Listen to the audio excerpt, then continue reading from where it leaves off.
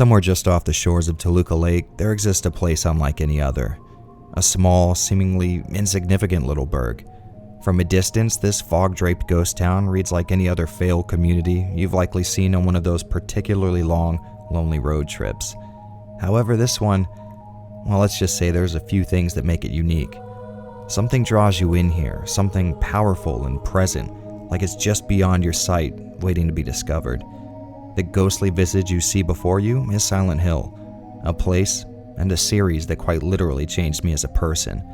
So I thought to myself, as the leaves fall from the trees and your breath starts to hang in the air, why don't we revisit that foggy little town, kick around the debris left behind and try to figure out what the hell happened here? If you guys would be so kind as to join me, I'd like to comb through the boarded up storefronts, strange events, and ruined lives that call this place home. I don't know why, but something tells me we're supposed to be here. What's up, guys? I'm Jared from Avalanche Reviews.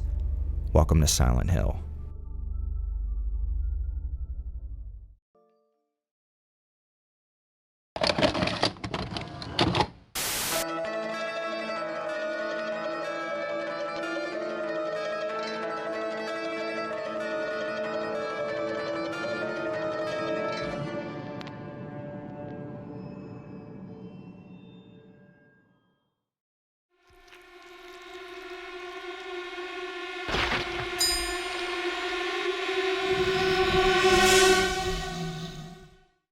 Before we get into Silent Hill, we have to cover the events that led up to its creation. Events that, looking back now, seem kind of like a perfect storm, or maybe dominoes falling exactly into place. The year was 1996, and Capcom's Resident Evil was introducing PS1 owners to the concept of both survival horror and pants dripping wet with piss. Despite all the odds working against them, the Big C pulled out a huge hit with this entry-level attempt at making a 3D PS1 horror game, and Konami was quick to recognize that success. Their idea was to start development on a big Hollywood experience that would rival RE's market share, and for some reason they thought putting together a crew made up of members who didn't fit in or get along with anyone else at the company would get this monumentous job done. Thus, Team Silent was formed, and after that, well, a whole lot of nothing. Team members really had no idea how to create such a game and quickly lost enthusiasm to do so. They started batting around their own ideas and eventually decided the best course of action would be to play into a type of horror that wouldn't require a massive budget or cheap thrills. As a result, a more subdued and thought-provoking game was starting to take shape, one that sought to scare the player not by inundating them with visceral gore, but instead by building a world filled with vague, unexplainable horrors, a series of scares that would prey on the player's fear of the unknown and ill-defined. This was the idea that would eventually become survival horror's psychological counterpart and the birthplace of Silent Hill. Hey, what are you talking about? The plot of Silent Hill is one of contention, and for damn good reason. Writer Keiichiro Toyama was looking to create a scenario that both fulfilled the player's want for coherency, but also kept surface-level details to a minimum.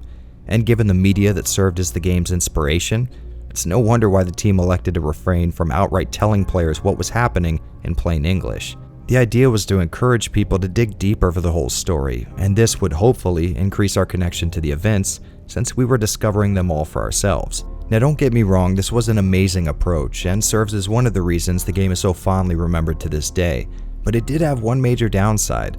First-time players only finished the game once, and when left with unanswered questions, well, they just kind of made up their own. Strength must overcome petty desire, childish sleep talk. In the early days, this made for some very creepy and interesting what-if scenarios across forums and fan sites.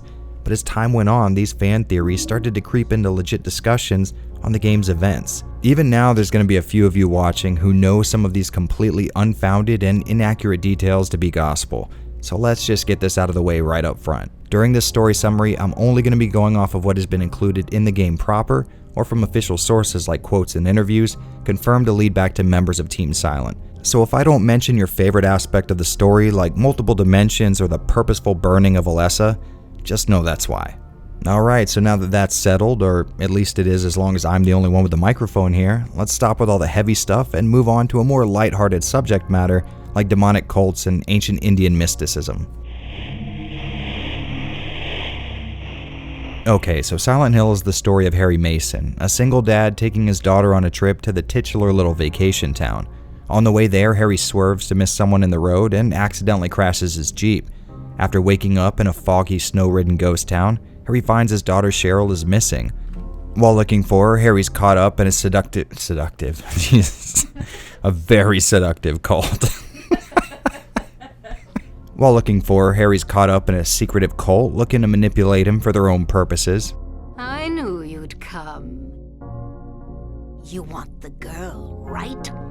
And a motorcycle cop who just wants to help. From here, the story becomes just as much about the game's setting as it is the game's characters, and we find that Silent Hill has its own little dark past, one that sets it apart from your average small American town, and that's about all you need to know. That's every little story beat from the game, only none of it's true.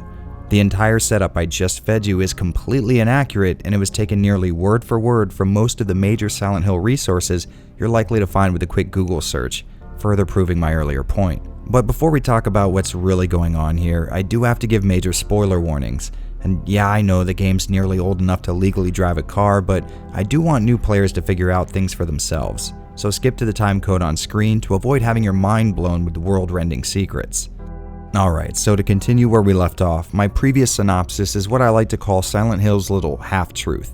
I mean, sure, those events do happen, and that's an accurate description of them, but it's only half of what you're going to find behind that thick wall of fog. Yes, Harry Mason is the character we play as in this game, but its story isn't his, not by a long shot. See, Silent Hill is the story of Alessa, a little girl born into the town's secret demon-worshipping religious order. This cult preaches a creation story that had God returning to the heavens before she could finish making the world, leading to a corrupted and imperfect creation. According to their faith, God swore to one day return, and the most fanatical of this cult's membership is looking to speed that process up a little bit. Dahlia, current leader of the cult and mother to Alessa, one day gets the swell idea to use her own flesh and blood to aid in their God returning to create paradise, or as it would be known to sane people, hell on earth. Herein lies the mother's womb, containing the power to create life.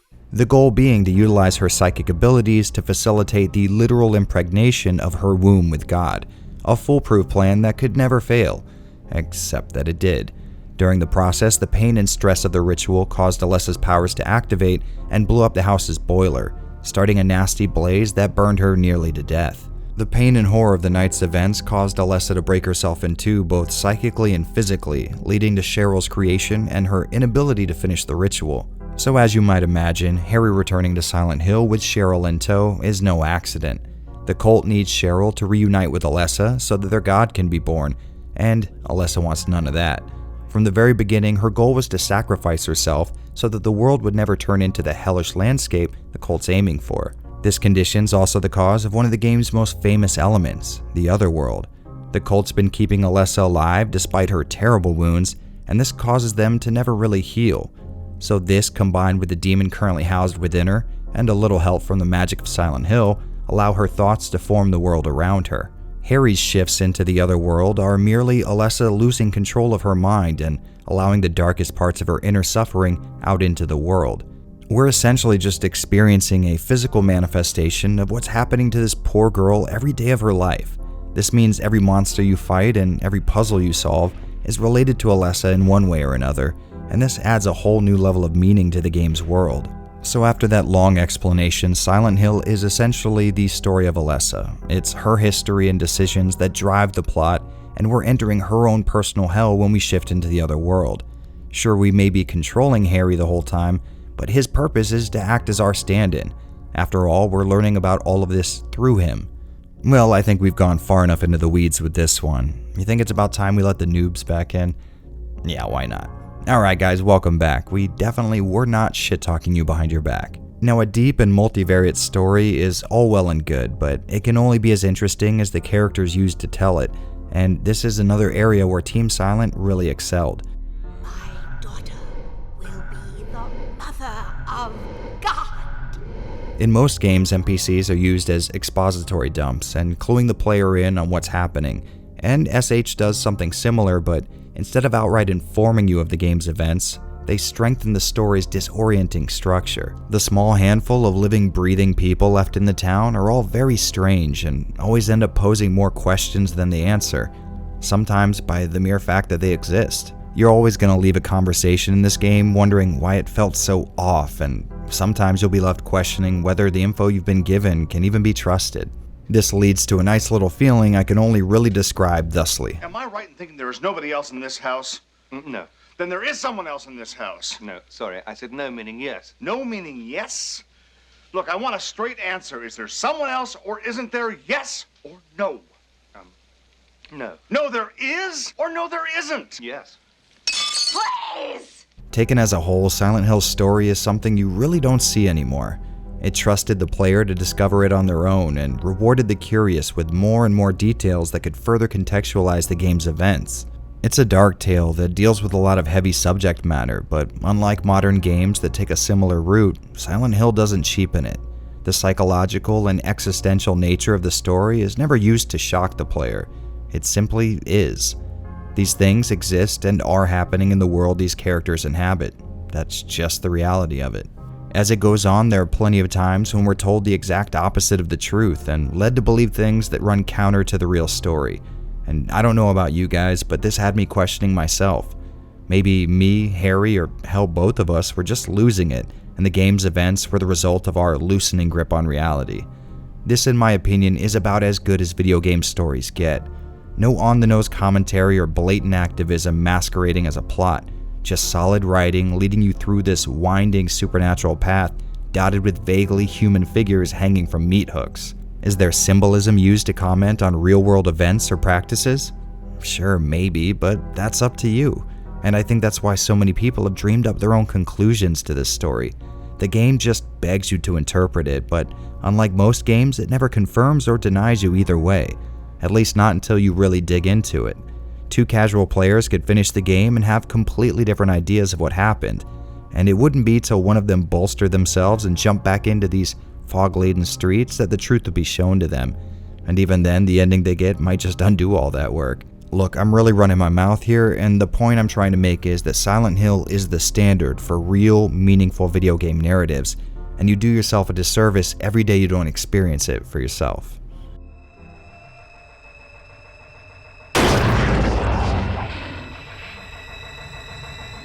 As Silent Hill started its life as a clone of Resident Evil, you'd imagine they would play similarly, and, well, you'd be right, but you'd also be wrong.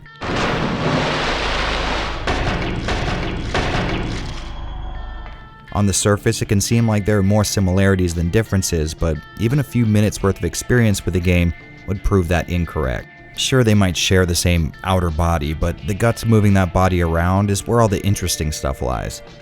Finally, a gross metaphor actually poignant given the context of the subject matter. I'm really starting to nail this whole writing thing. Okay, so on the surface, both games will have you exploring the environment, avoiding or engaging in combat, searching for puzzle pieces and keys to further facilitate exploration, but that's only half the story on Silent Hill's end. SH adds the bonus of a pretty ahead of its time open world kind of feel. Sure, it's not the go anywhere, do anything style of open world we're used to today, but nearly the entire town of Silent Hill is accessible early on, and thanks to scattered caches of ammo and health items, it's in your best interest to take advantage of that. The layout of events remains linear with locked doors and destroyed portions of road, keeping you from sequence breaking the game, but an eerie unapproachableness and downright pristine design of the town will have you feeling compelled to explore as much as possible. Once inside one of the town's many interior areas, you'll see that typical RE gameplay come rearing its zombified head, but this time wearing a lot more hats. Exploration and progression is still the name of the game here, but more of an emphasis on realistic design guides a pretty cool take on the established norms of the genre. Most areas are filled to the brim with rooms, but you're not going to be able to get into even a quarter of them. Now, I know this sounds like it adds tedium into the survival horror mix, but to me, it just feels right. Before this video, I hadn't played Silent Hill 1 since I was about 10 years younger and nearly 80 pounds lighter. But this process of mashing the examine button on a row of 4 or 5 doors felt like slipping into a comfy old pair of pants. The good news is you're not going to have to keep track of the myriad locked and unlocked doors in any one place thanks to the next interesting addition to the formula. In RE games, maps were always nice to have around at first, but after a few hours in, even novice players would be navigating their surroundings with their eyes closed, only having to look up a location in a pinch. Silent Hill does a much better job of integrating its map into the gameplay and even makes it feel like a legitimate part of the game's world. As you explore, Harry will mark down any rooms of interest, locked doors, blocked passages, or puzzle locations. This makes it much easier to plot a course to your next destination, in spite of the added complications of less intuitive environmental layouts. When roaming around the streets of Silent Hill, this map becomes your beacon in the dark, since Harry also jots down the next place you should check out based on the information he's able to get from the very few people he comes across. And if there was one thing that just screamed, we no longer know how to make challenging and satisfying video games anymore, Silent Hill does all of this without leading you by the nose. And what I mean by that is, you feel like you've actually gotten to your destination thanks to your navigating skills. Sure, Harry may circle a spot on the map, but you're gonna have to get there on foot. No on-screen directional cues or in-game guide to follow. You're gonna have to plot out a route and remember to take that left at Matheson because you do not want to run into that pack of air screamers again. This was such a cool notion for me. Keeping track of what street I was on and keeping my destination in mind just felt so real life at the time. Like these were things I was just getting a hold of growing up in the heart of Miami, and now I was using that same skill to avoid demons from the abyss, one of the scariest environments I can imagine, so not much of a change there. And of course, we can't keep talking about the game's exploration without its other element being mentioned. What's this?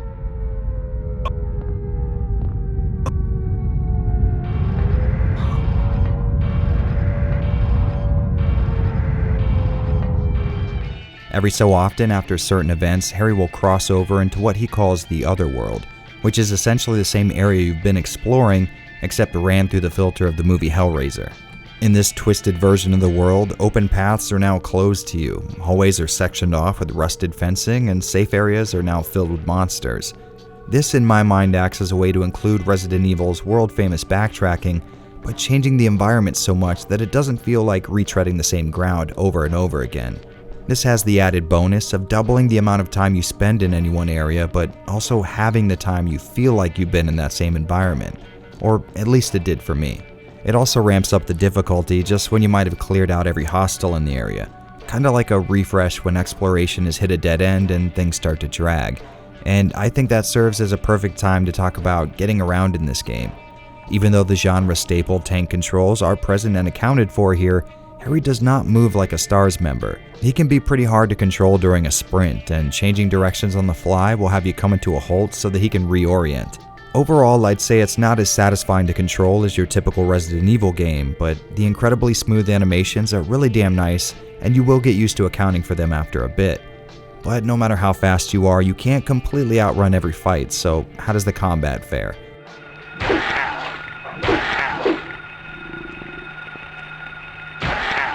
Well, hitting a shoulder button still readies a weapon, and it's still a good idea to run away from any encounter that's not heavily in your favor. But there's a lot more at play here than any self-respecting RE fan might be used to. First off is the crazy detailed animations I mentioned before. Not only do these smoothly communicate what's going on, but they also play heavily into a fight. There are a lot of frames after hitting that R2 button where you're not going to be able to do much of anything. You have to correctly gauge when to pop a shot off because bringing up your weapon is nowhere near instantaneous, and the same goes for the game's much larger emphasis on melee combat. Each of the many weapons to be found controls wildly different from the last, and the addition of a charged heavy attack is a nice little touch. Some weapons will allow you to fight and move at the same time, a mechanic that blew my mind at the time, and there's also a stray function mapped to L and R1 that I honestly never used that much. And it's here that I need to dispel a bit of a rumor, one that even I used to be guilty of spreading.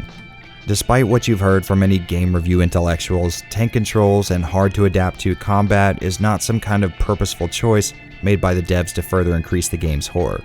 I mean, sure, it definitely has that side effect, but to be blunt, this was just the only way we knew of that would move a character around in games with such wildly changing camera angles. Tank controls and their accompanying combat were just staples of the genre at the time. And in this industry that had just gotten the hang of gaming in all three dimensions, it would be a while till we figured out other ways to tackle this. Now, if you ask me, these controls feel just as natural as walking in real life and are actually really easy to adapt to. But it's always bothered me when people try so hard just to justify every little aspect of the genre. Tank controls and hard combat are just something that was in the games at the time, and there's no real deeper meaning to them. But let's get down to the real controversy. Most of you that have argued with me in my comments section are probably already typing out several long paragraphs by now, so we might as well address it. I do still believe a fixed camera or fixed perspective is necessary to the genre, and Silent Hill does allow you to move the camera to a small degree. And here's where I have to hang my head and accept that I was wrong. Or at least I would have to if Team Silent hadn't already defined this as psychological horror, making sure my fragile ego remains unmolested. So take that. But in all seriousness, I do think this game fits in with my very specific definition of the genre.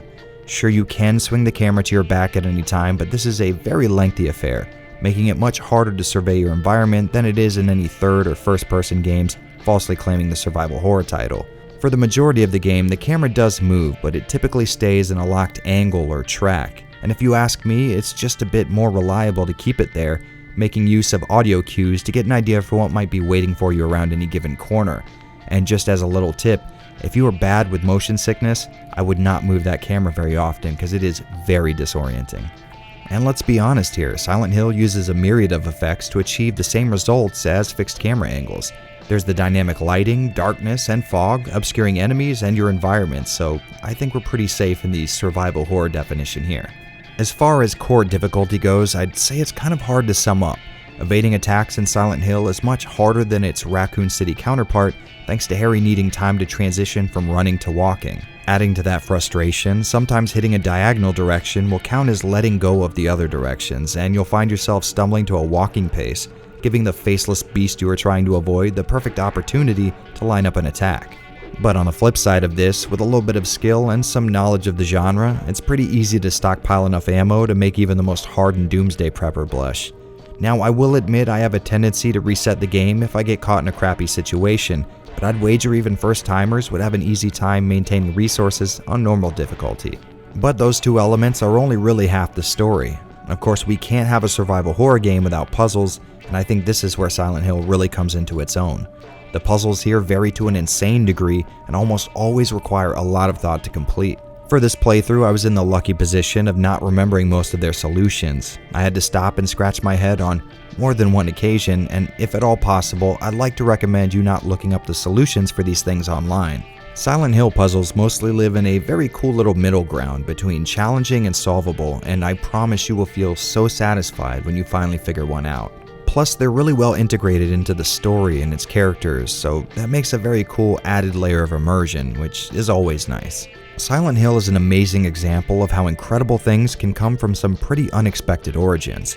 Konami, just looking to copy Capcom's success with an over-the-top action Hollywood experience, ended up getting a very cool survival horror game that rivaled and even surpassed Resident Evil in a lot of ways. And I can't help but feel like some of the additions here might make it easier for new players to transition into the genre than they might have if they had just jumped into an old RE title. The puzzles will certainly satisfy those of you looking to get a bit of a mental workout while you're playing, and genre vets will love seeing all the innovations Team Silent were able to contribute. Now, you guys know what a huge shrieking fanboy I am for Resident Evil, but honestly, I don't think I could pick a favorite between these two if I had a gun to my head. But I can say this. Silent Hill is one of the most satisfying games I have ever played in my life. It took so many chances, and I honestly don't think we'll ever see another game with this much ingenuity and heart ever again. Do whatever you can in order to play this game. It truly is an example of all the good this medium can provide, and a solid contender for one of the most important video games ever made. Are you okay? And finally, we have arrived at one of the more publicized features of Silent Hill, its presentation. It's no secret that the PS1, while billed as a serious 3D gaming machine, didn't exactly have the pixel-pushing power to support big wide-open 3D environments, or at least not without some fancy workarounds, and Team Silent took advantage of just about every trick in the book to get SH running and looking its best. But before we talk about that, we have to ask why. If Konami was looking to compete with Resident Evil, why not copy the pre-rendered backgrounds and fixed camera angles common in those games? Well, at the time, 2D was getting harder and harder to sell to the public. Gamers wanted more 3D, and as far as major gaming publications went, it was the 3D titles that got billed for full-page spreads. I have to assume Konami made this a prerequisite when tasking Team Silent with an RE killer, so it makes sense this would carry into the final product. A final product that looks absolutely amazing on the surface, but becomes more and more impressive the more you learn about its design. As everyone likely already knows, the fog in Silent Hill was used to both mask texture pop-in and decrease the amount of visible game world that needed to be rendered. But the N64 had been using this type of trick for years. Why the hell does SH get all the credit? Well, these guys understood that their game needed to rely on its world and atmosphere to sell itself, and if that was the case, everything would need to be in service of those elements, even the graphical shortcuts.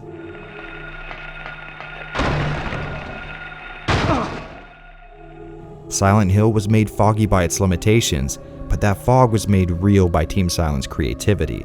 They decided that the fog wasn't enough on its own, so they explained it in-game as being a result of the town's location right smack dab next to a huge lake, and then made that lake into the town's mythology by having it serve as the cause of Silent Hill's vacation destination status for a while.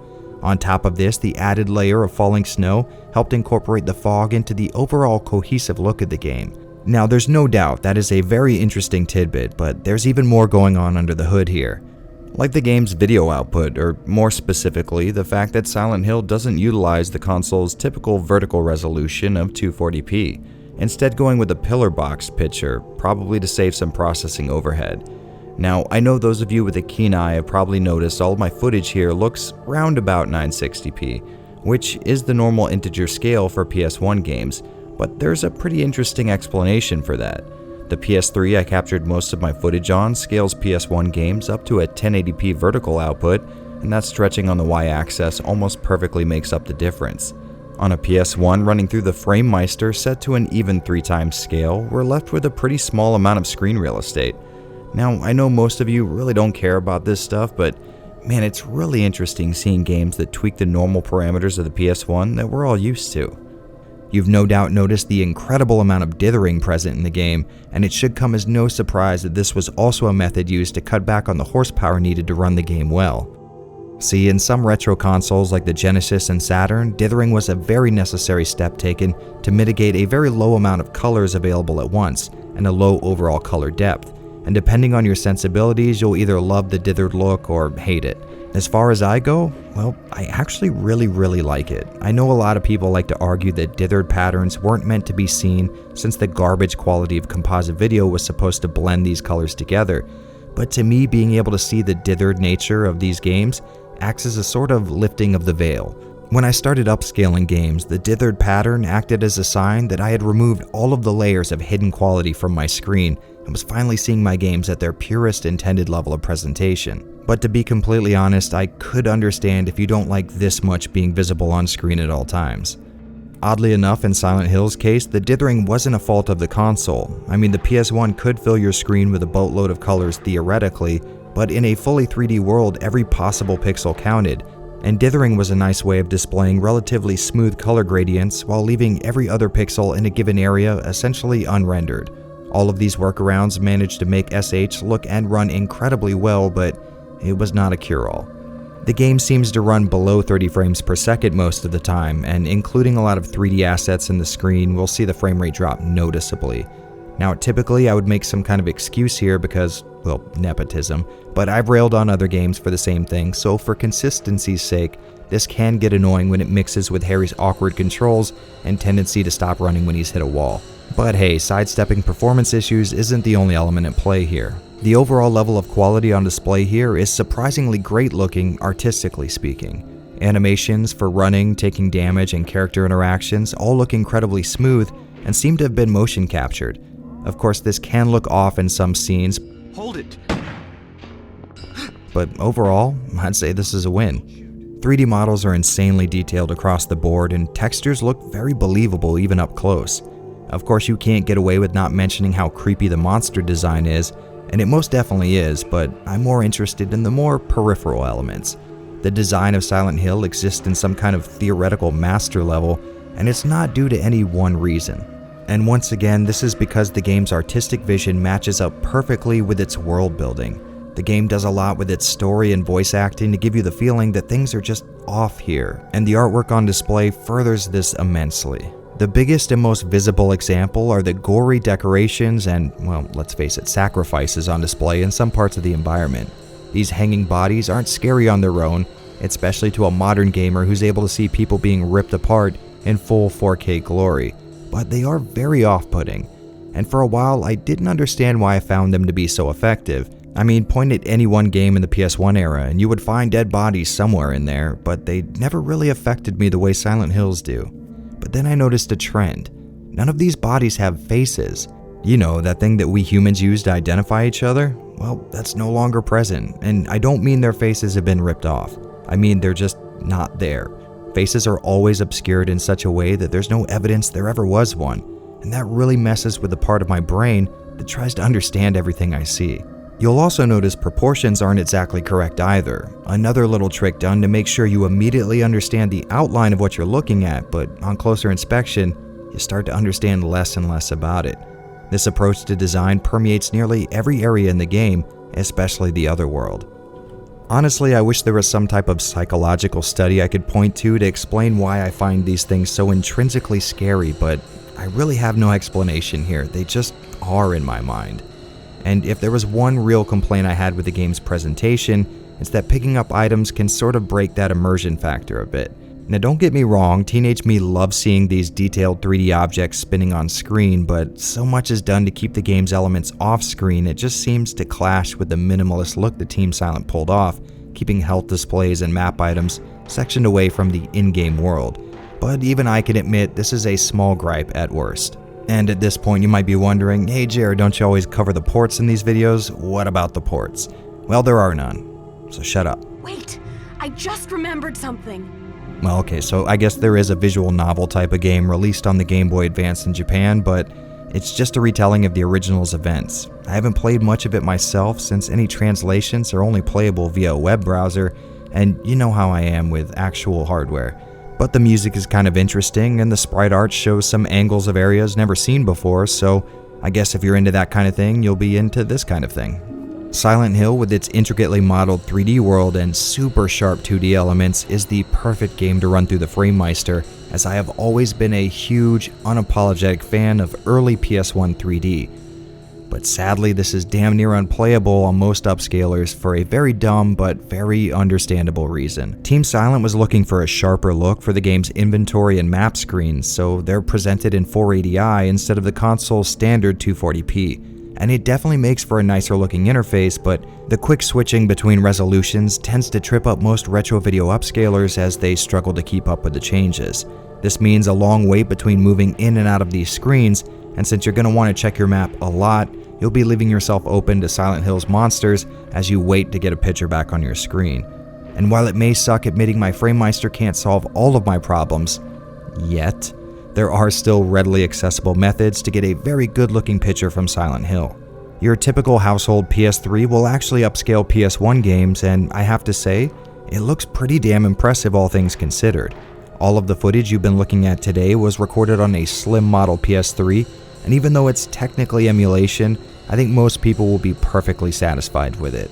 There's a visible amount of sharpness lost on the PS3 when comparing the two, and the aspect ratio does seem to be maybe a bit wider than on official hardware, but given the alternative, I don't think anyone would complain.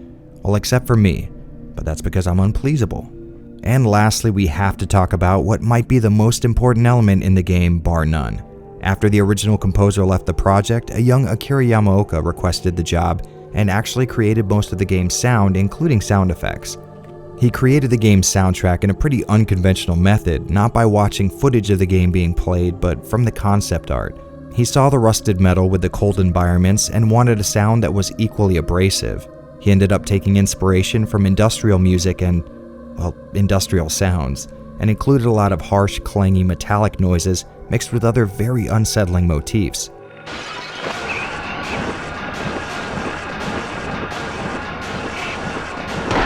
That being said, he wasn't afraid to keep music out of the areas where ambient environmental noises would be way more appropriate.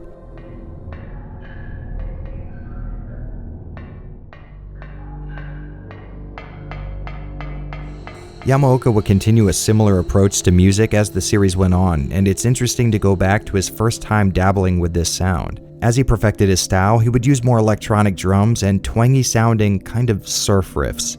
But this original offering is much colder and aggressive than anything he's ever made.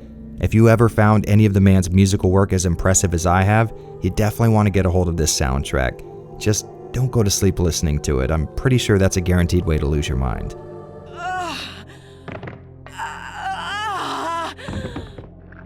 All things considered, we owe Silent Hill a huge debt of gratitude. Sure, there may have been games that dealt with dark psychological subject matter in the past, oddly enough mostly in the PC space, but Team Silent beat all the odds and brought their own special brand of serious horror to the masses and picked up real steam in its day. The game sold well enough to greenlight a sequel, and if you ask me, that's a pretty amazing feat. It's hard to imagine a similar situation happening today in the AAA gaming market. So don't waste this gift from the gods, no matter how you do it. Real hardware, PlayStation Network, hell, emulate the damn thing on your 2006 Toshiba laptop. Just make sure you play it. If it wasn't obvious by now, Silent Hill means a lot to me. It showed me that games could mess with the way that I think and the way I see the world around me. They could affect me in ways I never thought possible. And yeah, the controls can take a while to get used to, and maybe PS1 era graphics won't be everyone's bag, but that absolutely will not stop me from saying this is one of the most important games to ever grace the medium. And if you're having trouble believing me, even after all this, do yourself a favor. Wait till it's dark out, put on a pair of headphones, and prepare to enter a terrifying world you won't likely ever want to leave. Thank you all for joining me in this offering to Samael, and make sure to stick around, because in 2 weeks we're coming right back to this weird little town. Only things aren't quite like we remember them. But until then, I'm Jared from Avalanche Reviews. Thank you very much for watching the Silent Hill Retrospective.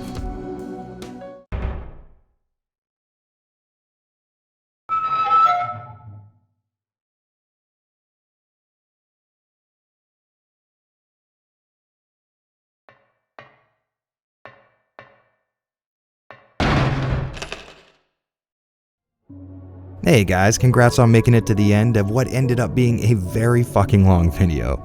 Sorry if I rambled a bit there, but like I said, this is a game that means a lot to me. If you want to keep up with the retrospective, make sure to subscribe and follow me on Twitter for any updates. And if you like independent game reviews like this, feel free to stop by my Patreon page. Just $1 a month gets you access to these videos weeks beforehand, and a chance to affect the direction this channel goes in for future videos. Well, bye for now guys, and by the next time we speak, I hope you've accomplished something truly awesome.